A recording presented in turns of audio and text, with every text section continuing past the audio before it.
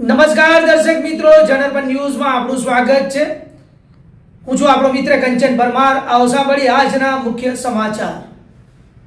6 April 1980ના રોજ ભારતીય જનતા પાર્ટીની સ્થાપના કરવામાં આવી હતી, જે આજે વિશ્વની સૌથી મોટી પાર્ટી તરીકે ઉભરી આવી છે। ત્યારે આજરોજ વડોદરા શહેર ભાજપ કાર્યાલય ખાતે ભાજપ સ્થાપના દિવસની ઉજવણી કરવામાં આવી હતી। ભારતીય જનતા પાર્ટીના 47મા સ્થાપના દિવસ નિમિત્તે વડોદરા શહેર ભાજપ દ્વારા વિવિધ કાર્યક્રમોનું આયોજન કરવામાં આવ્યું હતું। વડોદરાના કારેલી બાગ વિસ્તારમાં ભાજપ કાર્યાલય ખાતે ધ્વજવંદનનો કાર્યક્રમ રાખવામાં શું કહેશો?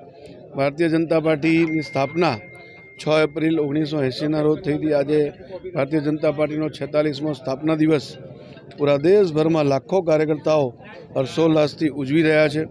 ભારતીય જનતા પાર્ટી વડોદરા મહાનગર કાર્યાલય ખાતે પણ ધ્વજારોહણ કરીને આ સ્થાપના દિવસની ઉજવણીનો પ્રારંભ કર્યો છે। આજે પૂરા દિવસમાં અનેક સ્થાનો ઉપર સ્થાપના દિવસના કાર્યક્રમો થવાના છે। સાંજે વોર્ડ સ્થાપના દિવસના કાર્યક્રમો વોર્ડના જે કાર્યાલયો ખુલ્યા છે એમાં થવાના છે। ભારતીય જનતા પાર્ટી એ રાજનીતિ માટેની પાર્ટી નથી। ભારતીય જનતા પાર્ટી એ લોક કલ્યાણ, લોકસેવા અને લોકનીતિ માટેની પાર્ટી છે।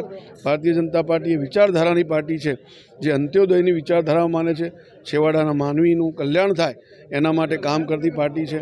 આ વિચારધારાના કારણે અને ભારતીય જનતા પાર્ટીને પાર્ટી વિથ ડિફરન્સ પણ કહેવામાં આવે છે, અને જેના કારણે આજે દેશભરના 12 કરોડથી વધુ નાગરિકો ભારતીય જનતા પાર્ટીના સદસ્ય છે। વિશ્વની સૌથી મોટી રાજનૈતિક પાર્ટી હોય તો એ પણ ભારતીય જનતા પાર્ટી છે। સૌ કાર્યકર્તાઓને સ્થાપના દિવસની હું હાર્દિક શુભકામનાઓ પાઠવું છું। આજે સ્થાપના દિવસે આવે કોઈ શપથ લેવડાવવામાં આવશે? કાર્યકર્તાઓને આજે આગામી દિવસોમાં મહાનગરપાલિકાની ચૂંટણીઓ આવે છે, તો વડોદરા મહાનગરે ભારતીય જનતા પાર્ટીએ 76માંથી 76 સીટ જીતવાનો લક્ષ્યાંક લીધો છે। આપણા સ્થાપના દિવસે આ સંકલ્પને વધુ દ્રઢ બનાવીએ અને સૌ કાર્યકર્તાઓ પોતપોતાના વિસ્તારમાં વધુમાં વધુ મતદાન થાય, વધુમાં વધુ ભારતીય જનતા પાર્ટી તરફ મતદાન થાય એવા આપણે પ્રયાસો કરીએ।